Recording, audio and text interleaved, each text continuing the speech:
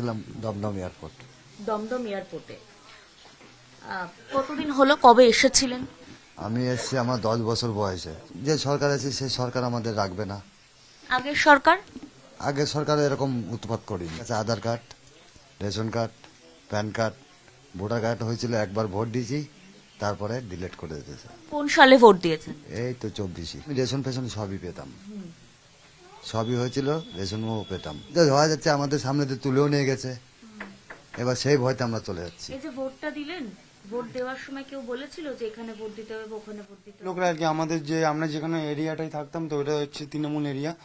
তো আমার বাবা ওখানেই থাকতো, তো আমার বাবাকে বলেছিল যে এরকম আমরা তোমাকে সব ডকুমেন্টস করে দেবো, আর আমাদের একটু সাপোর্ট দিও। আমরাও থাকতাম, আমরা কিছু বুঝতাম না যে আমরা তো ওই দেশে থাকতে চাই, তো এর জন্য আমরা ওদের কথা মতো চলতাম। কে এখন বললো যে ভোটটা তৃণমূলেই দিতে হবে? মানে আমাদেরই পাড়ার লোক সব, ও কি বললো এসে? মানে আমাদের পাড়ার সব তৃণমূল করে, তো বলছিল যে ভাই আমরা তো সব তৃণমূল করি, তো তুই তো আমাদেরই বন্ধু বান্ধব ভাই বেড়াদার হোস, তো তুইও তৃণমূলে ভোটটা দিস। আগে তো তৃণমূল ছিল, এখন বিজেপি হয়েছে। এখন পুলিশের চাপ বাড়ছে, সব লোকজন মানে ওনারা সব বলছে যে এরা বাংলাদেশি আছে, এদেরকে তুলে নিয়ে যাও। পাশে অনেকজনকেই তুলে নিয়ে গেছে।